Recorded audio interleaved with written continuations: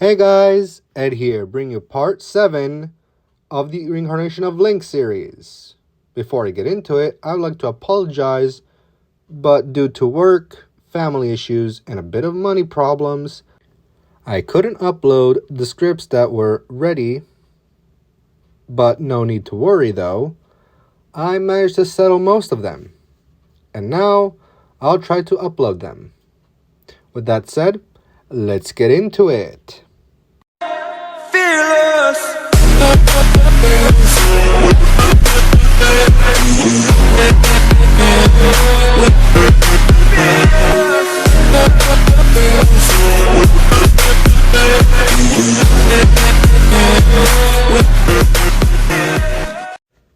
Where last left off, Izuku managed to kill Volvagia with the Goron Link's help. But once he returned to the others, the elder of the Gorons was introduced to Link, alongside his guest Nezu, which revealed himself to be the principal of UA, the same school Momo and Izuku applied before all this. And while that was going on, the elder stared at Izuku as a familiar feeling was filling his rocky heart. "You!" the elder shouted as he inspected Izuku. "You strike a remarkable resemblance of the Goron hero Link. And you are as remarkable as he was when he defeated King Dodongo. You have brought many memories back and saved our people. Not to mention, avenged Darmani. For that, I thank you." "It was all Link," Izuku said, being modest. "If it weren't for him, I'd probably be dragon food." "What are you talking about, brother?" Link questioned. "I was a mere distraction. You came up with a plan and killed it by piercing your sword into its head." "There is no need for modesty here," the elder said, "because too much of it can be mistaken for arrogance. So why don't you accept your praise, young hero?" "Me? A hero?" Izuku said in embarrassment. "I don't know. I want to be a hero, but there's nothing special about me." "I see," the elder said while looking at him. "You are blind then.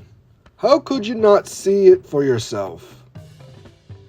"What do you mean?" Izuku questioned.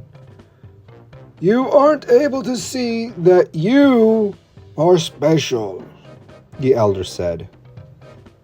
"I've been told that the Spirit Elden sent you here, right?" "Yes," Izuku said hesitantly.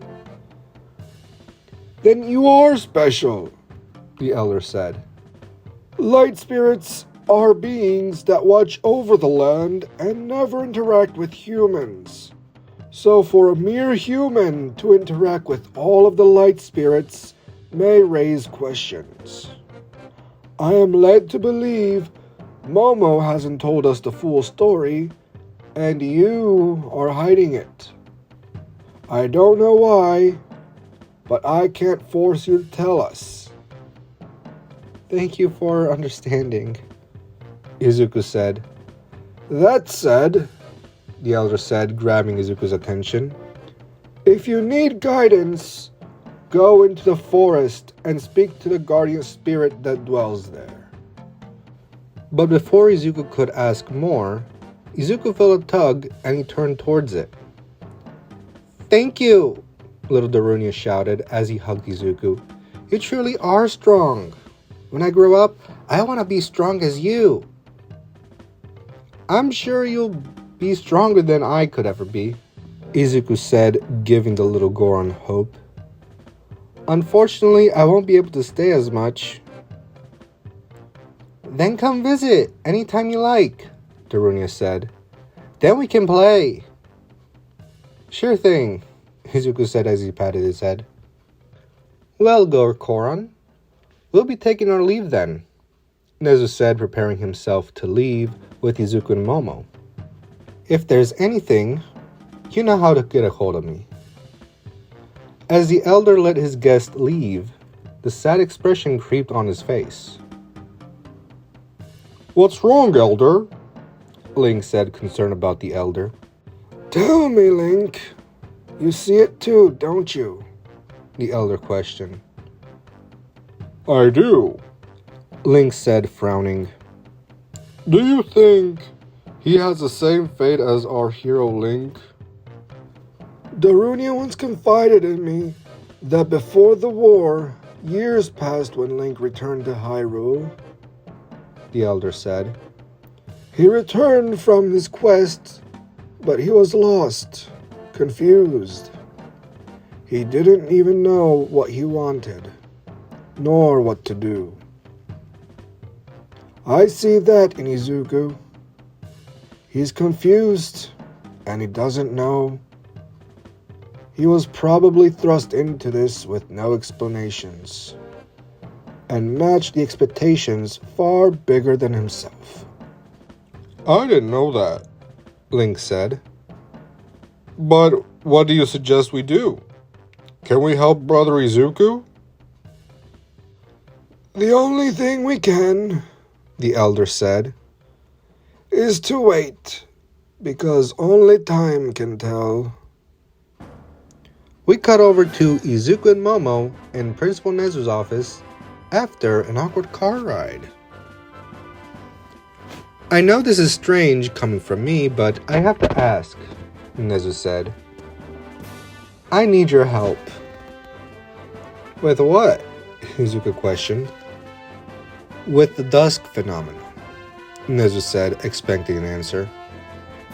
Sir, we already took care of it, Izuku stated. If that was all, can we go home? What do you mean by that? Nezu questioned. I thought I mentioned it, Momo said. The reason for the dusk phenomena was due to the light spirits being attacked, but with that dealt with, the light spirits can fend off the invaders. So in other words, we can go back to normal?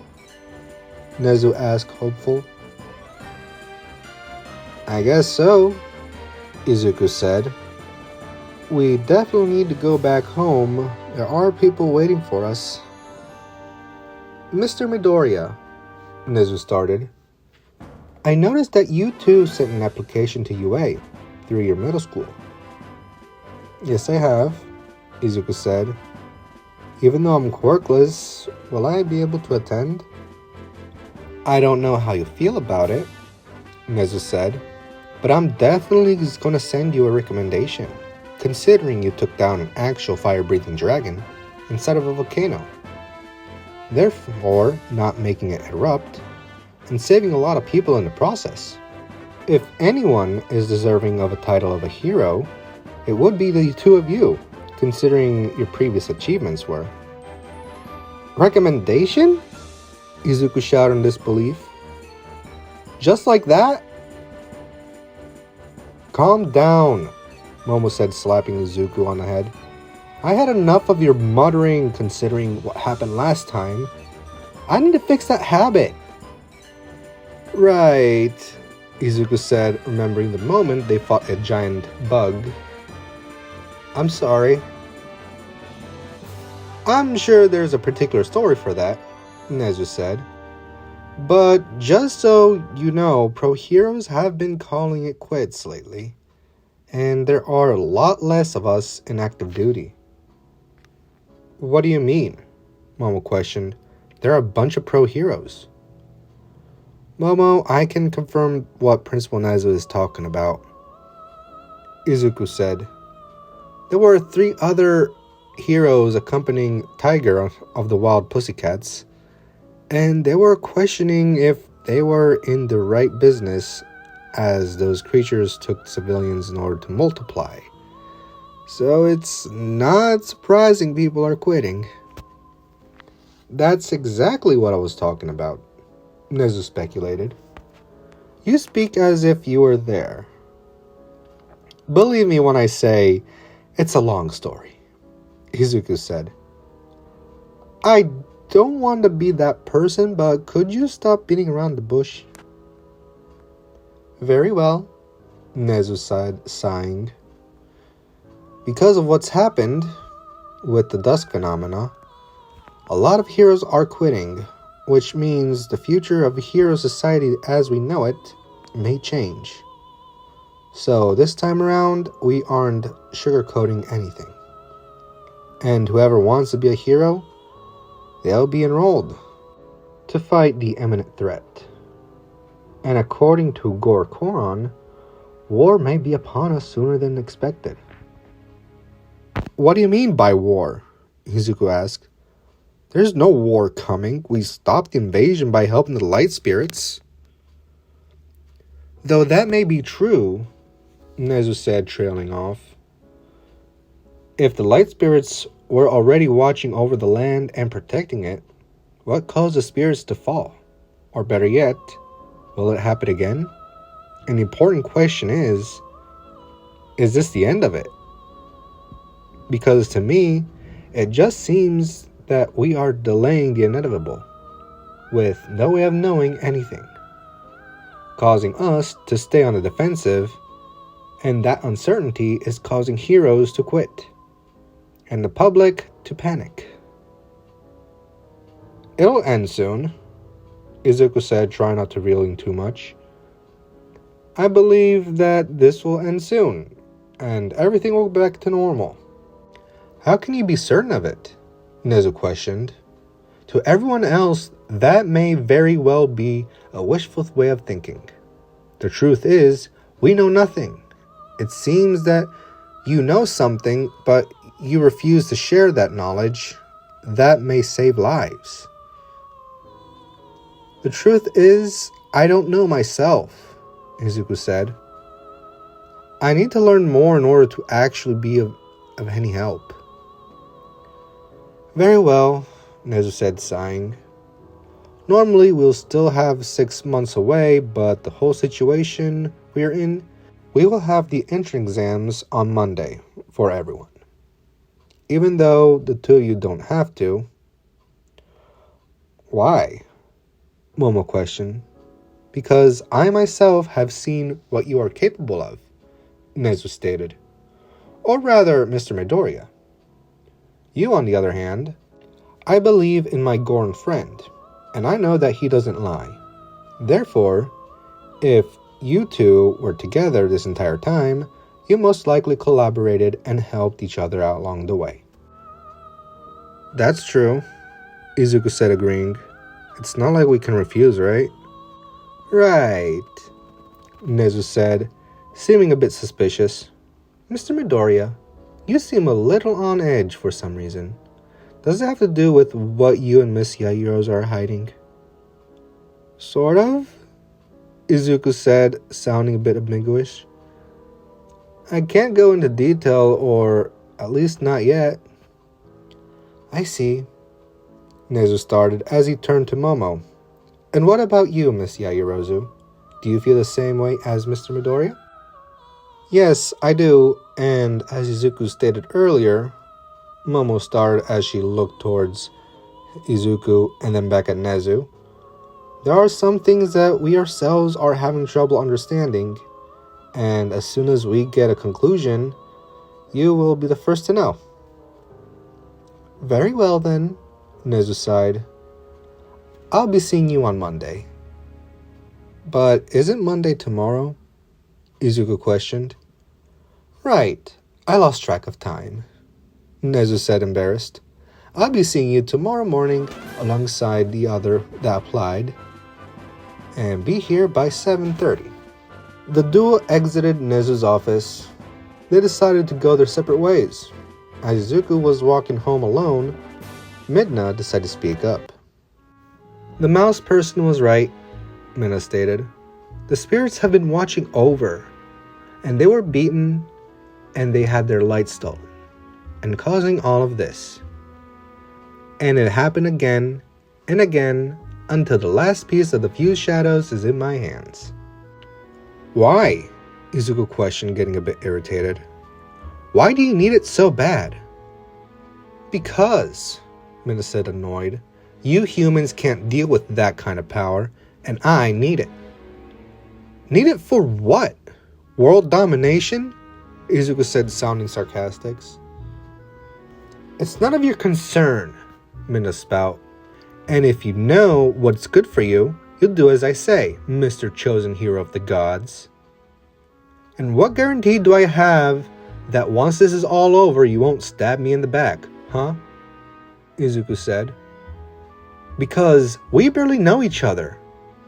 You treat me as your slave, and I've been close to death multiple times since this whole thing started happening. Don't you think I deserve some answers? How can I trust you? Trust isn't given at random. It's earned through blood, sweat, and tears. Midna retorted, as she mumbled underneath her breath, I'll be damned if it'll happen again. Maybe you're right. You haven't earned my trust yet, Izuku said, not hearing what Midna mumbled. Especially not after you abandoned me during that fight with the dragon inside of a volcano, only for you to watch as I suffer. Not to mention, I most likely would have died if it wasn't for these magical golden gauntlets. Really? Midna said, rolling her eyes. You're bringing that up again? You're such a drama queen. Drama queen? Izuku questioned. I was inside an active volcano fighting against a fire-breathing dragon. I'd say that's an adequate amount of drama. Before Midna could say anything, she noticed someone and fled into Izuku's shadow, causing Izuku to shout at his shadow. There you are, a voice called out from behind Izuku. And why were you shouting at your shadow? Oh no, Izuku thought as he turned around to face the voice owner, of which he recognized. Kachan, what are you doing here? Me? Katsumi questioned, as her face expression changed from calm to angry. I was looking all over for you. You have been missing for days. Sorry, I was kinda busy, Izuku said as he tried to sneak away. Let me guess, you were with that rich bimbo bitch, doing only God knows what. Katsumi said angrily as she noticed his attempt to run away. Where do you think you're going? I want answers. Okay, Izuku said, trying to calm Katsumi down. Let's go to my place. No, Katsumi said. We're going to my place. Mom and Dad were very worried, and so you can't run away. Fine, Izuku said, mentally exhausted. You win. Katsumi managed to drag Izuku to her house. As they walked through the door, dinner was ready to be served. Katsumi, Izuku, you're just in time, Mitsuki started. Why don't you wash your hands? Dinner's ready. And Izuku, you have a lot to explain. I do?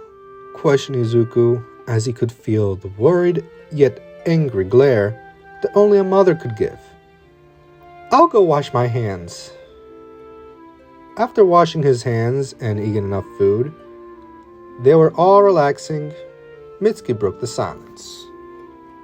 So, Mitsuki started, apparently you have been on the news lately. Care to explain? Explain what exactly? Izuku questioned as he could feel the glares. You know what? Katsumi barked. The hell were you doing with that bitch? Katsumi? Mitsuki threatened as she turned to Izuku. You and the Yaoyorozu girl were spotted near every location where the dusk phenomena was fully active, and then it disappeared. And the news also mentioned that Mount Fuji stopped erupting after you were spotted in that area. With that in mind, I'll ask again. Care to explain? The better question is, how long do you have? Izuku said, terrified. I'll go get some tea and coffee ready, Masaru said, leaving Izuku alone with the girls, knowing that he didn't want to hear most of the scolding that followed. Izuku, we have all night, Mitsuki said. And you are definitely not leaving because it's dangerous to be alone. There are many deaths, and at the hands of creatures of unknown origin. Nobody knows how to deal with them properly, so we're going to a shelter, and since Katsumi applied for UA, we're going there in order to stay safe from these creatures. And you are coming as well. I know, Izuku confessed. I'm coming from UA, and Principal Nezu already informed me, and he told me that they're speeding up the entrance exams to tomorrow. What the fuck, nerd? Katsumi said in confusion. How in the name of hell did you manage to speak with the principal? We kinda sort of bump into each other at Mount Fuji, Izuku said, not knowing if it was the right thing to say, but considering they were always there for him, he couldn't lie to them. Izuku, Mitsuki called out with a stern voice, I need you to tell us everything, from the beginning. Alright, but I don't want you to freak out, Izuku said as he started his explanation. There are 4 spirits that watch over our land, but something happened to them and their light was stolen, which caused the dusk phenomena. Everyone were oblivious to it, but not me nor Momo. To me, it kinda sounds far-fetched, Mitsuki started. But now we know how the dusk phenomena came to be. But this has only happened after the giant earthworm incident in town, Izuku said, cutting her off. That worm was following Momo, and it has its attention divided between me and the heroes, and we took the opportunity to kill it. Indeed, that does line up, Mitsuki said. And after a while, as people tried to move to other places, they were blocked out from a certain force field or something. That's when we found out about the phenomena. Nerd, how in the hell were you able to defeat that worm thing, huh? Katsumi questioned. You don't even have a quirk. Because of this, Izuku said as he showed the mark of the Triforce on his right hand. Because of this, I was able to navigate inside this phenomena, not as myself, but as a wolf, and it kind of was cool, to be honest. I need proof, Katsumi barked, because if you think for a moment that I'm buying your crappy story, it means you're stupid. There is no way. Kachan, Izuku said softly, when I was trapped in the phenomena, I came here, and you told your mother that you were worried because you couldn't find me anywhere. Your mom reassured you that I probably went to my grandfather, and I forgot to tell you. And you hoped that I didn't do the unthinkable. Katsumi's face shone 50 shades of red as she stormed into her room in embarrassment. I want to say something, but even I have to admit that's what we kinda said to each other, Mitsuki said as she was fascinated. And then what happened? And where did you get that outfit? One of the spirits asked me to help them, and I did, with Momo's help, Izuku said. And doing so, it restored the spirit and ended the phenomena, and the spirit gave it to me. But what about Mount Fuji? And what about that sword and shield? Mitsuki questioned. I had some help with the Golden Wolf guiding me to the spirits, and he gave me the sword and shield, Izuku admitted. About Mount Fuji, I never been more afraid in my life. What happened? Mitsuki said, worried. I killed a fire-breathing dragon inside an active volcano, Izuku admitted. You what? Mitsuki said. Are you hurt? How did you... Never mind that. How do you feel? Well, I feel good, surprised, terrified, and tired all at the same time, Izuku said. And Nezu was there, and we went to UA, and he told us everything that was going on, or rather the part that I wasn't aware of. Why don't you take a shower and relax for a bit? You've been through so much. I'll tell Katsumi to go grab some clothes for you. As Izuku went to take a shower, Mitsuki sighed. Katsumi, you can come out now, Mitsuki said as she noticed her daughter's presence nearby. Is he gone? Katsumi questioned as she peeked into the kitchen. He went to take a shower, Mitsuki started. Why don't you grab some clothes for him? But how? I don't even have a key, Katsumi said. Katsumi, Mitsuki threatened. I know you made a copy of it, and it's in your room. Go grab him some change of clothes, his pajamas, a pair of underwear, socks, and his close shoes. But why? Katsumi lamented. Unless, Mitsuki trailed off as she smirked, you want him to wear a pair of your underwear. I'm sure a young man like him is curious to know what kind of taste you have, right? Never mind, Katsumi said, blushing intensely. I'll do it. Last thing I want for him is to... Look what you did, old hag! Why did you have to make it weird? Who do you think you're calling old? Mitsuki spat back. I am your mother. Shut up, Katsumi said. You're nothing but a naughty old hag, always making things weird for me. Why don't I go? Masaru said, finally coming out of the kitchen. You two figured things out. I'll go fetch him some clothes, some stuff, and please, don't break the house like last time. The two looked at Masaru and sheepishly agreed, while remembering what happened last time. The next day, Katsumi and Izuku made their way to UA. As they walked through the entrance, Nezu greeted them. Ah, Mr. Midoriya, you are wearing a regular clothes this time, and you must be Miss Bakugo. Nezu started as he noticed something on his right hand. Miss Bakugo, you may continue down to that hall on your right. Mr. Midoriya, you may follow me. Katsumi wanted to object, but reluctantly, she followed the instructions as Nezu gestured for Izuku to follow him. As they reached the room overseeing the auditorium, where Momo was there alongside some other faculty members, while President Mike was entertaining the people there. Why did you bring us here? Momo questioned.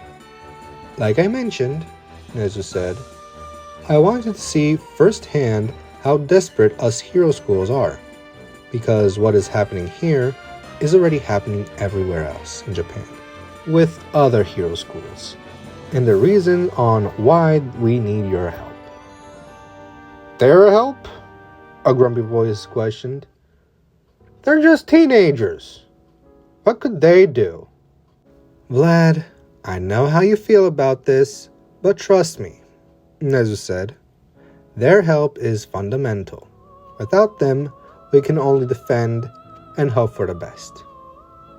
The girl I understand. Creation quirk is versatile, Vlad said as he looked at the papers in front of him. But this kid is quirkless. What can he do that others with far better qualities can't? Why don't I have Recovery Girl answer that instead? Nezu said as he allowed Recovery Girl to take the lead. Please, Recovery Girl, could you share those stories of yours? Very well, Recovery Girl said as she grabbed a very tattered book which showed its age. Principal, I still don't know why you wanted me to bring this old thing here, but I assume you wanted something particular, yes?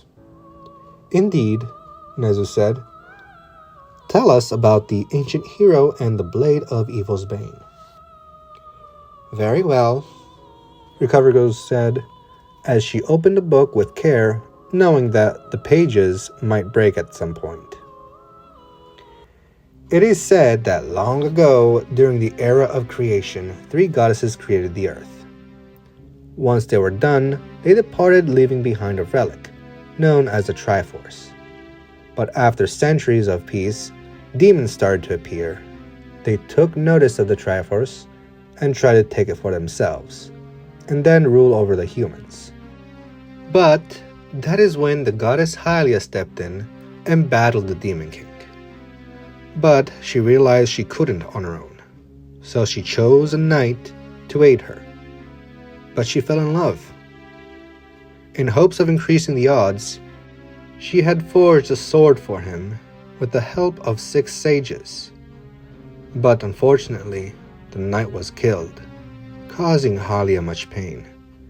So she mustered up everything that she could and sealed the Demon King into the ground. And for extra precautions, she carved a piece of the land and sent it skyward, away from the demons that might try to foil her plans. She grabbed the spirit of the hero and blessed it, and she did the same for the sword and bounded them. She hid the Triforce so it wouldn't fall in the wrong hands. Then she shed her divinity and her memories and became a human herself. And when a time came that her knight would be reborn, she too would follow, hoping to be together for eternity. What a nice story, Vlad says sarcastically. Get to the point. If you don't want to hear it, then you can leave, because I think it's very romantic, Recovery Girl said with a scoff as she got into the story. As I was saying, the Demon King's minions managed to foil Hylia's plans, and the spirit of the sword, which was created by Hylia, called out to her knight, and he embarked on a journey to improve the blade, his skills, and courage until they needed to get the Triforce. But only those that have a virtue of the 3 goddesses may touch it and ask it to grant any desire. That's when the Demon King was resurrected, and the knight rose up to the occasion and defeated the Demon King, but he found out that Hylia's plan and to ruin it. The Demon King cursed the 2 in his final breath. He cursed those that carry the blood of the goddess, and he cursed those that possess the spirit of the hero, haunted by its hatred for eternity. Is that it? Vlad questioned, unamused. This sounded like a bedtime story for a 3-year-old. Is that so? Recovery Girl said, annoyed. That was a story passed down from the days of old, and this is the only written record of those tales. But this next one, even you heard about it, unless you were living under a rock. Fine, let's hear it, Vlad said, taking Recovery Girl's words a bit personal. This story goes back to 1,000 years or so. That said, let me get into the story, Recovery Girl said as she got prepared to read. Oh, and before I get into this story, note that the Triforce itself was hidden and there are multiple names for that place, but the most popular name is a sacred realm, and it was under heavy watch and locked behind an intricate mechanism. Come on, Recovery Girl, we have kids to train sometime this century, Vlad said, causing Recovery Girl to be annoyed with him. Whatever. I thought you needed the piece of information before I started, Recovery Girl said, scowling at Vlad. Long ago, this land was known as Hyrule, and after a unification war, the king of the desert came to Hyrule to also be part of this unification. But in truth, he heard about the Triforce, and he wanted it for himself, to conquer Hyrule and be its king. But the Hyrulean family was said to have Hylia's blood coursing through their veins, and Zelda, the princess of Hyrule, was no different. But to her, It gave her clairvoyance, of which she could see the future, but as a dream. The day she met the Desert King, that night she had a horrifying dream, which exposed the Desert King and his intent. But her father, the king, ignored her words, not believing her, until she met someone who would listen and believe her. It was a boy about 7, the same age as the princess, that came from the forest, and he had proof she needed, which was the symbol of the Triforce on his dominant hand. The king of Hyrule had no choice but to listen and take care of the Desert King. But the wicked man of the desert already fled, causing the Hyrulean Gerudo War. The boy became good friends with the princess, but he had to go. And as a gift, the princess gave him a priceless heirloom to be returned one day. "Is that it?" Vlad said. "Interesting story, but what was the reason for you to tell us these stories?" "I wasn't done. And to answer your question, it was Principal Nezu," Recover Girl spat. "Now, you either let me finish this thing, or I'll throw you out and not heal your injuries." "Fine," Vlad said. "Please continue." "Why, thank you, Vlad," Recover Girl said as she continued. "Years have passed since the boy left, but that boy became a young man, and during that time, the war continued. One day, the forest boy returned to the kingdom. He was shocked, to say the least, but he had returned the heirloom to the princess, and once he did, he asked if he could do anything to help, so he joined the war. And by the time the war finally ended, the Gerudo King was captured and executed, but nobody knows the fate of the hero. Some say he had kids and lived on a quiet life. Others say that he gave his life to make sure the Gerudo King was captured and leaving a family behind. And since then, the mark of the Triforce was a symbol to identify the spirit of this hero." "It's just a fairy tale," Vlad said, annoying Recovery Girl. "There is nothing true about this." "I believe there is," Nezu said, before Recovery Girl could say anything. "I don't know about the first story, but I know for a fact that the last one is true." "Principal Nezu, you can't be serious," Vlad lamented. "It's just not possible." "I understand that without proof you are still not convinced," Nezu said. "Recover Girl, what do you think would happen if the Triforce was touched by someone without the virtues of the 3 goddesses?" "Naturally it would split," Recover Girl said. "Why do you ask?" "Simple," Nezu said, as he looked to the 2 students. "Mr. Midoriya, mind showing us your right hand?" Izuku reluctantly did so, causing Recover Girl to gasp in surprise. "Goodness gracious! Never would I have thought to see this," Recover Girl said. "Now I can see why you ask about this old thing." "Izuku, you have that too?" Momo questioned. "Wait, you have the same thing?" Izuku asked in surprise. "Yes," Momo said, showing her left hand. "But it's on my left hand, see?" "Well now, Vlad, do you believe that to be just a story?" Nezu questioned as Vlad lowered his head. The reason on why I asked them here, and for Recovery Girl to tell us about those stories, was for this. "What do you mean?" All Might questioned. "All Might, haven't you noticed what the news were saying?" Nezu said. "The phenomena Dusk was taken care of by them, and Mr. Midoriya took care of Mount Fuji and stopped it from erupting." "You can't be serious!" Vlad exclaimed.